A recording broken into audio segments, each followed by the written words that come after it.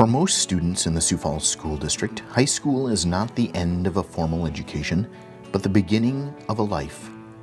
It's through high school that many times a student will discover alternative courses, advanced studies to meet their growing interests, or the activities that keep them engaged in school.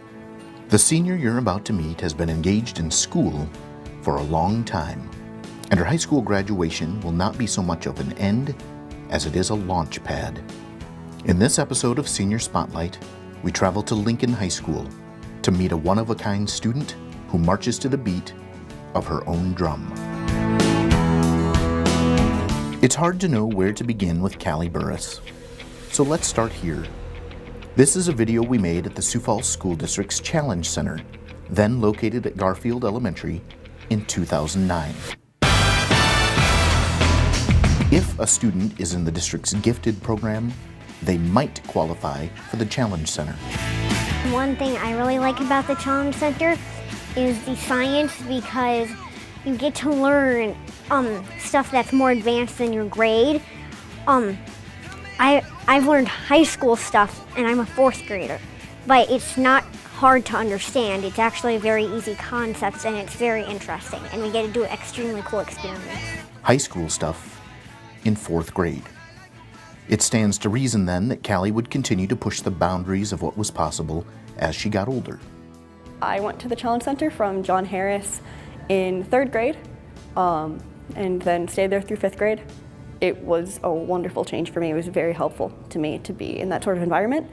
And then I went to Patrick Henry Middle School. There was Yuli during lunch. Honestly, we all kind of used it as a chance for us all to just kind of like talk. And I was in the advanced classes. I skipped a math class, so I didn't take sixth grade math. I began in seventh grade math. And so then in my eighth grade year, I would be bused to this school every day to take geometry.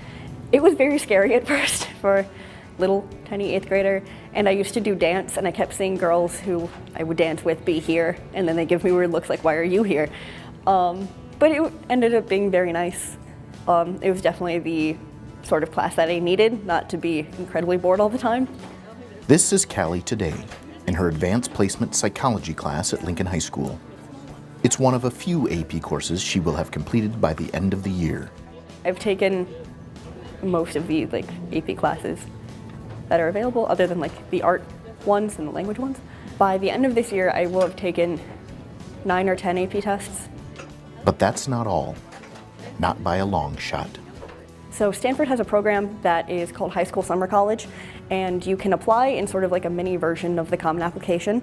And if you get accepted, you go there for a summer and you do their summer quarter, and you can choose a minimum amount of credits or maximum amount of credits, and you take classes all summer with actual Stanford students, and you live in the dorms. It was a wonderful experience. It was fantastic. It was such a good thing that I did. I've taken AP Physics 1 and 2 here. I've taken up through, well, at least at this school, I've taken up through AP Stats. I took a beginning calculus class at Stanford this summer, and I'm doing Calculus 2 at Augustana currently.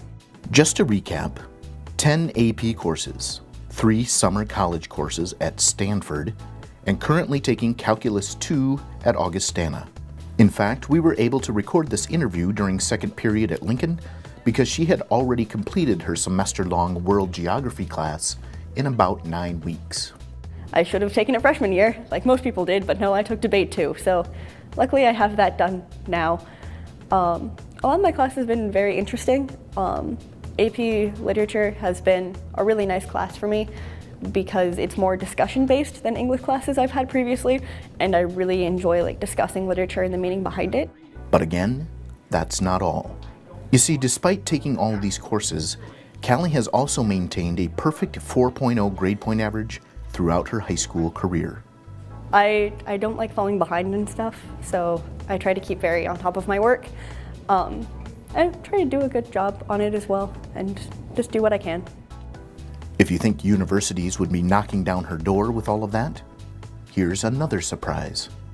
I got a 36 on the ACT last fall. For those of you keeping track at home, that's a perfect score. The maximum possible on the ACT. 0.06% of students nationwide achieve that score. But then again, she did have practice. I had taken the ACT once before in 8th grade, so that was the practice I had with it. What'd you get that time? 33. Wow. It's through a program through Northwestern University for advanced students to take the SAT and the ACT. My mom had me take the SAT 4 times, starting in 6th grade. Her success in these areas are being passed on to younger students.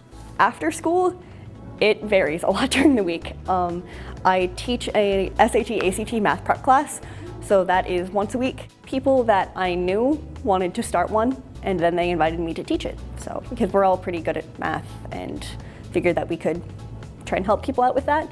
I usually am given the students who are less familiar with mathematic concepts, so that's usually my job. There's more. Callie is the captain of the Quiz Bowl team. She's the co-founder of Lincoln's Poetry Club. Poetry Club is more so about sharing individual works, and we try to make as positive an environment as possible. So our policy is, we only have one rule, is that you cannot degrade your own work.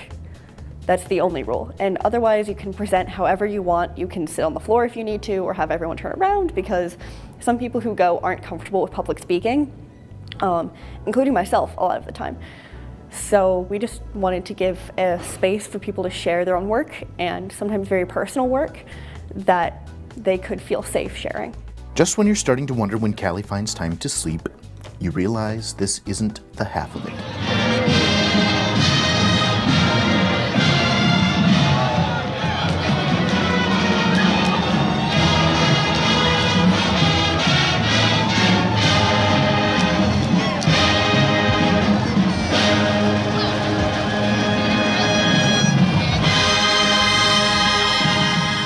That's the Lincoln High School Marching Band in the Hollywood Christmas Parade on November 27th in Los Angeles.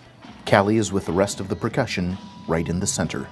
Well, the last couple weeks have been a lot of parade preparation for the Hollywood Christmas Parade that we just went to out in California. It's been a lot of bus riding, about 80 hours on a bus each way, or total, and then just a lot of transition. We got back on Tuesday / Wednesday about 1:15 a.m. We had no school for the kids, for the marching band kids on Wednesday because of the bus ride, and then Thursday we had the Dakota Wind Quintet in. So this morning was kind of the first day of really getting our feet on the ground, kind of trying to get some traction and really kind of cleaning up after the season. There's a lot to clean up after the marching band season. For decades, Lincoln High School has been known for its band. But how does a high school from South Dakota get to lead Santa Claus in the Hollywood Christmas Parade? We submitted an application for the Hollywood Christmas Parade, and they chose us, so we're very excited to get in. There were 16 bands from around the country that were able to participate, and we were the last band in the parade. We were able to lead in Santa Claus. They asked us to do that, so it's really a cool honor for us. This added honor has meant a longer marching band season than usual. The marching band season generally runs until about the end of October, the very beginning of November with the indoor marching shows. This trip extended the marching season by about 3 to 4 weeks. And for anyone who knows anything about marching band, the season is already pretty long. For Callie, it was even longer this year. Marching band season is very difficult for parts of it. It can also depend what section you're in, because drumline and color guard operate almost separately a lot of the time from the rest of the band, so I don't really know what their season is like. During the summer, drumline has 4-hour sectionals twice a week. Those usually involve at least an hour of marching. We do something called tracking, where you play warm-up exercises as you march and turn. So we'd go through the parking lot, then over to 36, then up a hill. Sometimes we'd go back down and then back up the hill again. And then down around here and back through the parking lot. And then there's Spat Camp, which is 6 days a week, 8 hours a day of just band. I've had some back problems because of my drums, and they all sort of came at once during that parade. So personally, it wasn't that great for me, but I think the band did a very good job. I play quads or tenors, which is the big sets of marching drums. They weigh about 35 pounds or 37, depending on what model you have. And I'm obviously a small person, so it's a lot of weight on your back. I've had spine compression issues if I do too much marching before, and some like muscle issues. My shoulders are also rotating out of place, but I'm done now with quads, so I don't have to have that anymore. Why would she subject herself to this? I really loved doing it, and I knew that after the parade I wouldn't have to march anymore, so I could just deal with the damage I had. By the time I realized it, it was a little late to really do anything. I was already in the season, so I figured I'd just finish it out. There aren't a ton of opportunities for percussion like that after high school other than drum corps and indoor lines, but you can do those until you're 21 or 22. And so I figured I would just not do that. Originally I wanted to, but that has had to be canceled because of back issues. Band is an interesting group of people. I guess you make a lot of friends in it, especially when you join in your freshman year. A lot of my friends from middle school and the people that I'm still friends with are in marching band. And it's, during practice, it does kind of suck because you're like tired, you're playing a lot, and sometimes you just want to go to sleep. And sometimes there are a lot of bugs out and it's humid. But to me, it was really the competitions that made it worth it, because you got to spend a bunch of time with your friends and then have a shorter performance time. But especially when you're like preparing for the performance, there's much more excitement around it than just like practicing. So that's always really entertaining. Well, like when you're done with the show, it's sort of this like mix of like physical exhaustion, but then you're also really proud of yourself and what you've done, especially like if the show went really, really well. Especially with drumming, you get sort of like this euphoric sort of feeling, like when you were like playing a lot of really cool things and everyone's playing together. And it's this really amazing feeling of just like a lot of unity and excitement. So hitting the last note of a show is always a really nice moment. Callie likes music so much, she's done even more of it. My focus has shifted more towards symphonic style band and concert percussion. In a few weeks, she'll audition for All-State Band. But as you might guess, it's not her first experience in this area either. I first auditioned for high school All-State Band sophomore year. I did not freshman year because I was in debate then, and that took up a lot of my time. I made it that year, and I made All-State Band last year as well. I was also in All-State Orchestra my sophomore year. It's really nice because you just get to go spend a few days and just work on music. And sometimes, most of the time, at least at All-State Band, they give you like interesting music, which sometimes for percussionists, especially in orchestras, it can get kind of boring. But when I was in All-State Orchestra my sophomore year, we had very exciting music for a lot of the parts. It's just nice to like just work on music all day. And it's a pretty relaxed environment as well, and you tend to get to know a lot of the kids who are there over the years. And Lincoln also has a lot of people that go, so you already know a lot of people. And of course, that's not all. There is Groove Inc. in town, which is a percussion thing for all sorts of ages. I'm in the top competitive group. We will begin competing in the spring, I believe. I'm playing timpani in that ensemble, which is new for me because I've never been in the pit before. I've always been marching. I also help teach the younger kids that are there. You don't make All-State Band and Orchestra repeatedly or get asked to work with younger students without substantial skill. We have 5 different concert bands. The top band is an audition band. The top 2 bands are audition band, the symphonic band and the concert band. Callie has been in our top symphonic band for, I think, all 4 years that she's been here at Lincoln. She has participated in solo ensemble contests. She's participated, she's auditioned for and made All-State Orchestra, All-State Band. She plays tenors in the marching band. She's done that for the last 4 years, which are probably about the heaviest things to carry around in the marching field. And for her frame, that's a huge burden for her, but she does a great job. She's been a great leader for us. It is very rare to have a student in an audition band all 4 years. To do that, you have to get in as a freshman, and there's probably on average about 3 to 4 freshmen that make it into symphonic band on a yearly basis, so that's pretty awesome. There can also be a misconception about percussion.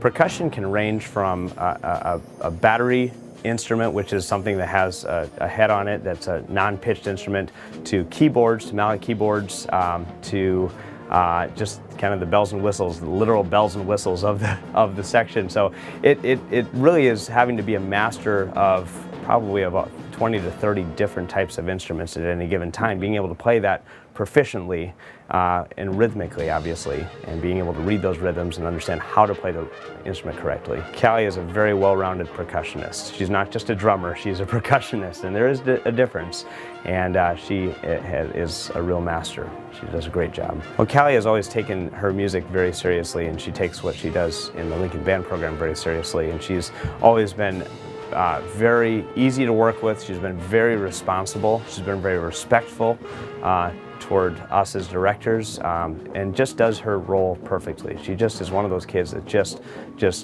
you know, does her job, and she just does a great job at it. But she also you know, can really step up and lead as well. She does a great job of leading the group, and the kids respect her and they follow her as well. Callie's role in the percussion section is she really kind of helps to take care of the section. She is a very organized person, a very detail-oriented person.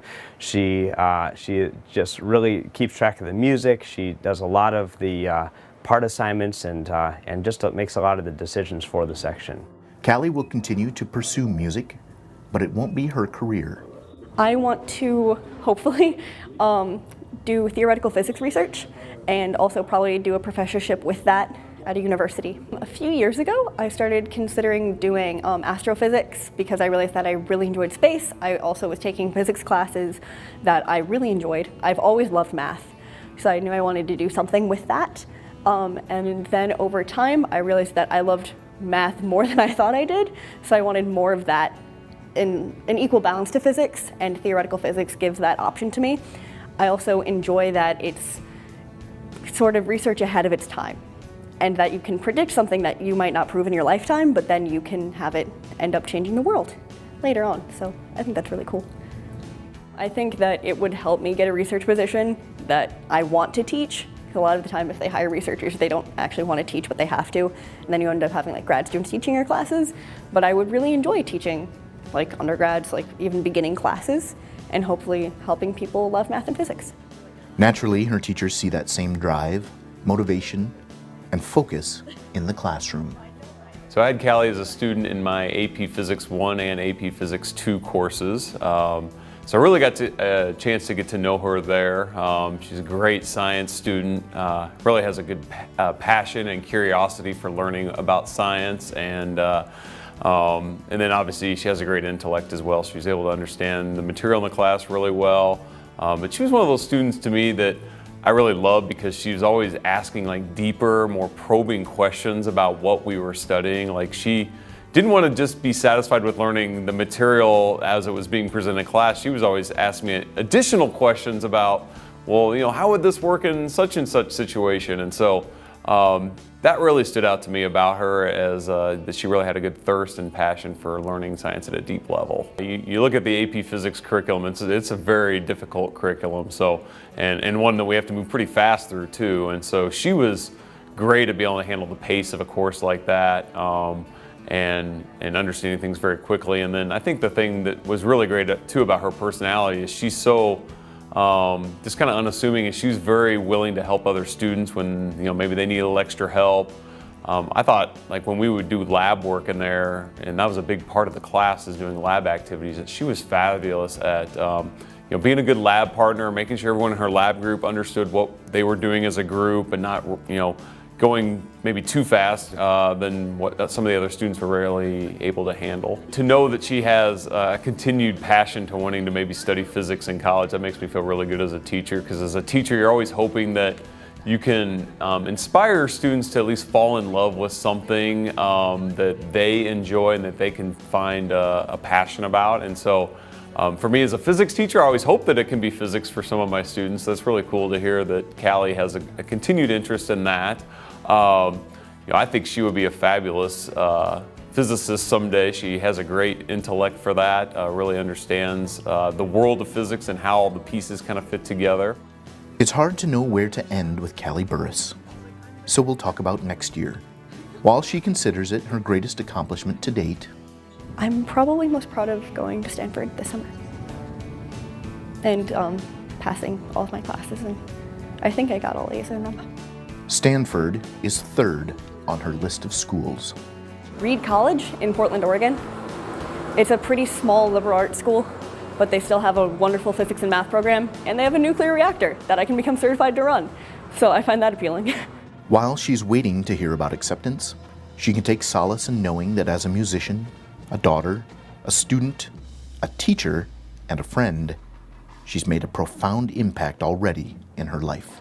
I could see her being a great teacher because she is such a great communicator, the way she relates with people. She has a great personality that I think, you look at her at Lincoln High School, she has a lot of friends because she is the kind of person that's very approachable. So I can see her being a great teacher, especially a great physics teacher because she understands the material so well. When you look at the well-roundedness that she has of not just being one of the best students that we have in our school, but also being involved in many activities. I think that's exactly what we're trying to shoot for when we think about the full high school experience for these kids, is that they can be great on the academic side, but not just that's the only thing that they do, but rather that they are also extending themselves out from that and growing as kind of the whole person and getting experiences doing lots of other things. When you look at Callie and how she carries herself, if you would meet her, you would know that she's probably one of the smartest kids in the school because she's very, like I said, her personality is very unassuming. I think just very nice, gentle, warm spirit. She seems like she gets along very well with most all the classmates that we had in our classes, and other students felt comfortable being around her and asking her questions. I think a lot of students knew she was pretty bright, just because how she carries herself, but she didn't come across as that being something that she really thought was all that important to herself. So I'll just say that I think Callie is just a fantastic person. I think she's a fantastic musician, and just really proud of her. I think that she's just done great things, and she's going to continue to do great things in life. So I'm just really excited to see where her path takes her. She will be very successful.